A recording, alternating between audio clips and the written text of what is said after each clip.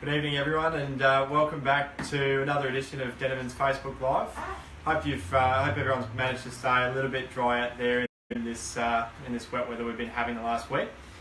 Tonight we're with my wonderful colleague Bryan Carmichael. We're here to discuss a few tips that Bryan has for everyone at home, essentially involved in helping the process and hopefully getting your offer when you are making an offer to secure some residential real estate. Hopefully make that process a little bit smoother and have your offer accepted, ideally under terms and conditions that would be favourable for you. I guess just to give a bit of a background on Bryan, prior to commencing his real estate career and earlier, how long have you been doing it for now? 2004. 2004, yep. Bryan held various sales and management positions, mainly within large management and distribution companies. Last position in prior to real estate, that is in 2004, was national sales manager within a major Australian company. And Bryan's here, as I say, been in the industry since 2004 or 2005, and has a lot of experience, so well versed to answer any questions and provide his expertise tonight to hopefully, as I say, fast track that process. So first of all, Bryan, thanks for being with us. Thanks, Haydn. Thanks for the rep. That's all right. And I guess just to maybe, for those at home that haven't necessarily met you before, Sure. Could you maybe elaborate a little bit just on your personal career or professional career, I should say, and a little bit of the few things that you've done over your lifetime? Yeah. Well, as you mentioned before, previous to real estate, I held many different roles, predominantly in sales, always in sales. Yep. Whether it be warehousing or manufacturing and distribution. Over 12 years ago, I landed a top role, a national sales role, and that was based in Queensland. And working in Australia, to get a national sales role in Queensland is pretty unique. So I was pretty chuffed to achieve that. Would have been great, yeah. And blow me down, I'm there for 2 years, and my wife decides that she's going to sell real estate. Yeah. I said, go for your life, love, that's great. And while I was, travelling around the countryside as national sales manager, doing what I did, Brenda was doing very well in real estate. And she was in the public service like for 20 odd years. Yeah. And here she was selling houses to people and doing extremely well. Yeah. So one thing led to another, and she said, well, why don't we get a bit more serious about this? Because we were always interested in real estate ourselves, as investment properties and all that sort of thing. And next thing you know, we're both off getting our full real estate licence. Yep. So we could, run the business, be principals of the business, and take it from there. So we did that, and blow me down, a franchise agency come up, and we went and bought it. Yep. And that's how the whole story started. So one thing led to another. Yeah, so here I was in a role, and I thought I was a pretty good salesperson. Then I got into real estate, and the whole thing changes. You're dealing with real people with really raw emotions, and that's really hit home to me. Like, we had a big property management division, and a number of salespeople as well. So you're dealing with the human element, not just with yourself and staff, but with people who are your clients and your customers. Yeah. So that's how it all kicked off, and we bought a few more different franchises. I bought and sold. Yep. I won't name the companies, but different groups, and we were quite successful. Good times and bad times, as the property industry is. Yeah, ebbs and flows. And a couple of years ago, we decided that it's time to let go of the ownership of the business. Yes. And we decided that we'll travel a different way. Hence, I'm now also working here with yourself and Lance, and enjoying it immensely. So that's basically me. Terrific. In a nutshell. We enjoy having you around the office anyway. So. But alrighty, to jump into some of these questions, a couple of these questions have been sent in by people that knew we were holding the segment tonight. But to kick off with the first one, if I'm looking at a property, residential real estate, do I have to make my offer in writing, or can it be verbal? Look, it's always best practice. If it's an old saying in real estate, if it's not in writing, it doesn't exist. Yeah. And as salespeople working for the seller, we're trying to get the deal together. Yep. So we just ring you up and say, hey mate, I've got a good offer for you. He's going to say, what is it? Oh, it's this, this and this. then all of a sudden it turns out to be a dud. We've lost our credibility. Yeah. So, as I say, if it's not in writing, it doesn't exist. It must be presented in a formal contract document. Yeah, and that obviously helps you, helps the, I guess, hit home to the client as well, that it's a serious offer. Absolutely. These people are the real deal. Absolutely. Yeah. They've taken the time and effort to put the contract in place. Yeah. So, terrific. And I guess you've answered this second question, but the second question was, can it just be an email or does it have to be in contract of sale? Well, I think you've answered that quite concisely. Contract of sale is always best. Well, with the electronic age arena, there's no reason why you can't get some form of document. If it's emailed to us first, we can take all that information, put it on a formal contract, email it back. It can all happen. It doesn't matter where you're in the world, it can happen. Yeah. But once we show the seller a signed off offer, obviously we're in the right direction. Of course, yeah. No, that sounds good. And what contract of sale form do you use? There are various ones. Yep. Most of them are all legal, I think. Yeah. But the REIQ is the standard one we use. Yep. We're accredited REIQ members, and REIQ is accredited with the Queensland Law Society. Yes. So it gives us pretty good credibility when we've got a Queensland Law Society document with REIQ. We're a member.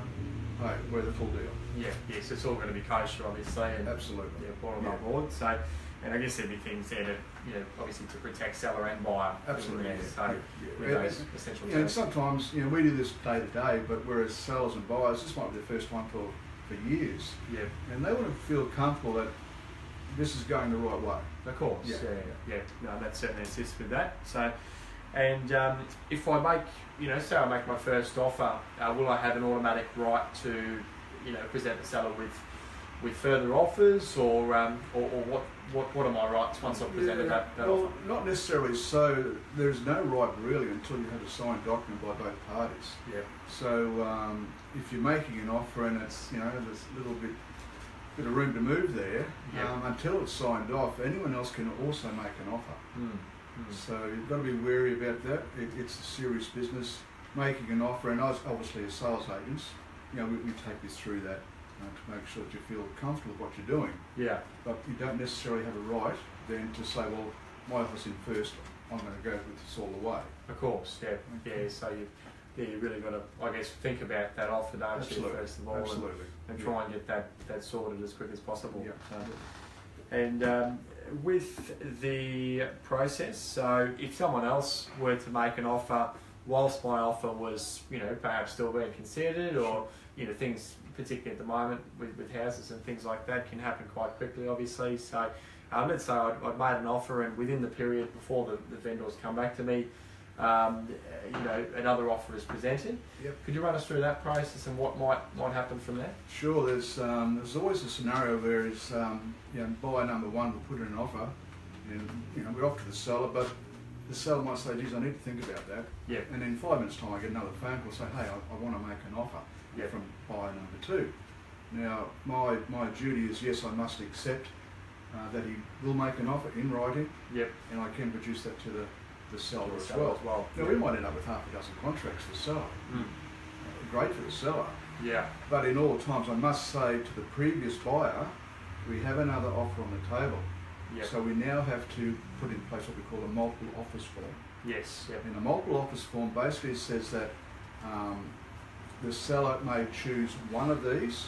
However, if you wish to give it another shot, make it your best offer now. Yep. So this is your final opportunity. This is your final opportunity. That way, we're all up front. We're doing the right thing by the seller and the buyer. Yep. And the first buyer can't come back and say, "Hey, you didn't give me an opportunity to increase my offer or my conditions of the contract." Yeah. So, and again, that is an REIQ form. Yep. It's accepted well and truly within the legal fraternity and under the Queensland Law Society. Yep. It covers the three parties: the agent, the seller, the buyer. Yeah, of course. Yeah, so just giving everyone that last opportunity. Absolutely. Best and final offers. In some instances, there might be a deadline set, and everyone can move forward from there, and whichever the owner deems the best offer, they go with. Terrific. Okay, and what if I do find myself in that situation? So I've got a red hot property, I'm in love with this property, and there's other people that also love it. unfortunately.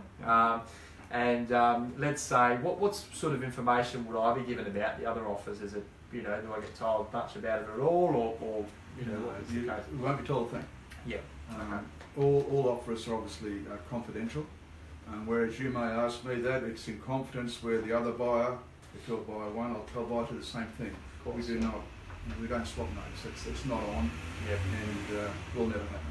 Yeah. Okay. So, alrighty. So it's legitimately best and final offer. Absolutely. Yeah. This is my last crack, last roll of the dice. Yep. Yeah. Give it your best shot, because if the buyer says no, no means no. Yeah. Fair enough.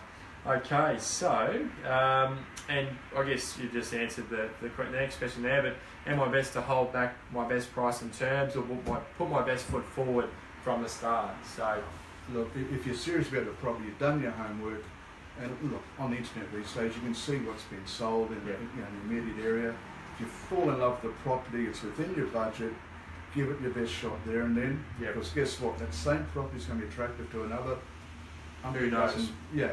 Whether it be today or tomorrow, doesn't matter. But if you see today before the first fellow and you want that property, give it your best shot. Make a move quickly. Absolutely. Yeah, things can change in hours or minutes sometimes, can't they? So. Absolutely. Absolutely. And with interest rates, everything the way they are at the moment on hold, particularly for first home buyers, there's a lot of attraction out there for properties. So. No, you're dead right. And do I have to make the next question there was, do I have to pay a deposit to make my offer legal? And I guess second fold to that might be that, what's a decent or reasonable deposit in your opinion? Well, legally a deposit can be quite low. Yeah. However, quite low can be quite unattractive to the seller.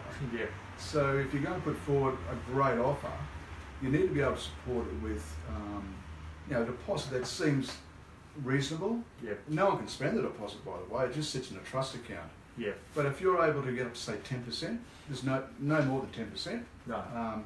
5%. Yep. Whatever you can do. But if you've got some advice from a finance advisor or someone in your corner who can give you that further advice. Yep. Because legally we can't. Yeah. We can only suggest that look, up to 10% is great. Yep. If you can't afford 10%, what can you afford? Yep. And then I can take it to the son and say, look, this is the contract, this is what they're prepared to put in place, and take it. And look at how you proceed from there. Yeah. Okay.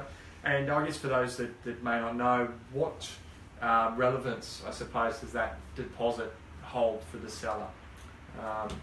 Well, if you can see that you're prepared to put down, a $10,000 deposit on a $350,000 unit or townhouse or home, you've done your homework, you're prepared to let that sit for 25, 30 days, 45 days, whatever the contract time is.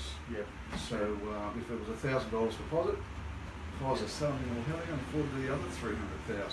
Yeah, there's not much right in there either, is there? I suppose if they were to default, then well, that's right. Yeah, not much there protecting the seller with their costs and that sort of thing. Yeah, the seller wants to feel comfortable just as the buyer does. Yeah. But he wants to feel that this seller is serious about the purchase. Yeah, terrific.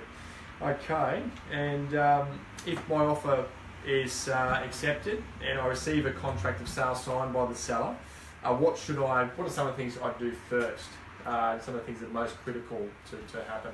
Yeah, once it's all signed off, the deposit's paid, of course. Yep. Then it's time to get cracking with, number one, I would suggest get a cover note or insurance cover note. Yes. Yep. Whereas the owner might have insurance, or should have insurance on the property, you don't want to fall into a state of thinking, oh, she'll be right. Worst case scenario, something does go wrong, the seller hasn't adequate insurance on the property. Yep. Whether it be vandalism or storm or temps or whatever. Yep. You are liable for whatever that may be, 5 o'clock the next day. Of course, so it's the buyer's responsibility, isn't it, from 5 p.m. Yeah, peace of mind for, I'm not too sure what it is, $130 or something, to give a cover note for the first 30 days or to the contract date. Yep. Then of course you can negotiate maybe a better insurance coverage after that. Well, that's it. And just on that note, I think there might be some firms out there, insurance firms, that don't love cover notes anymore. So you can actually take out a full insurance policy, whether that be month by month payment or the whole annual term. And I do believe there's still cooling off periods within those those insurance policies as well. So you wouldn't necessarily be down to No. the whole No, policy. exactly. So, And the other thing, of course, is once you've done that, if it's subject to finance, make sure your bank's aware. Building and pests, get that done as quick as possible. yes, yep, But again, if you've done all your homework, you'll have all those boxes ticked, yep, and you're ready to go. Because the contract space might only be 14 days, yep. so you've got to get all that done. Yeah, there's a fair bit to organise, isn't there? Absolutely. Within the, say the 7 or 14 days, whatever's been allowed for in the contract. So, okay.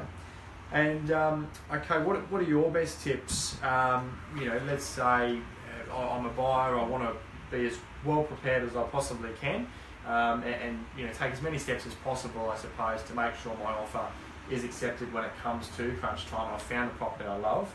Yeah. What are your top tips? What would you do in preparation for finding that right home to make sure you're as best prepared as possible? Yeah, do as much homework as you can possible. Yep. Get to the open houses, see what's on the market, talk to agents, go and see your local real estate agents, see what's selling and what prices. Make sure that you have gone to the bank. Make sure that you can afford the deposit that you wish to put down to make an attractive offer. Yep. All these things add up to a seller thinking, hey, I've got a good buy here. Really I don't want to lose it. Yeah. We may have to negotiate to the price, Mm. but the guy's got everything in place before that. Mm. So just a matter of then, as us as sales agents, getting a deal done, what's best for the seller, what's best for the buyer. If the buyer's done all the right work, we end up getting the result. Of course, it makes it a bit easier too, Yeah, doesn't it? absolutely. If you can go in and say, well, it's a pre-approval on the finance, that's no dramas. They've been looking for a little while, they've done their research, they've been around, they know the area, we've got confidence in the area, then it all flows on from there. Absolutely. Yeah. Terrific. Well, that basically wraps up our questions for this evening. So appreciate your time, Brian, as well. Thanks, David. Thanks for popping in on an evening on Tuesday. Sure. And for anyone who I'd recommend having a chat with Brian. If you had any further follow-up questions from this evening, definitely he's not a bad bloke. He works in the office next to me, so I definitely recommend giving him a call. And look, we'll look forward to catching up with you again next week for another episode of Denovan's Facebook Live. Thank you. Thank you.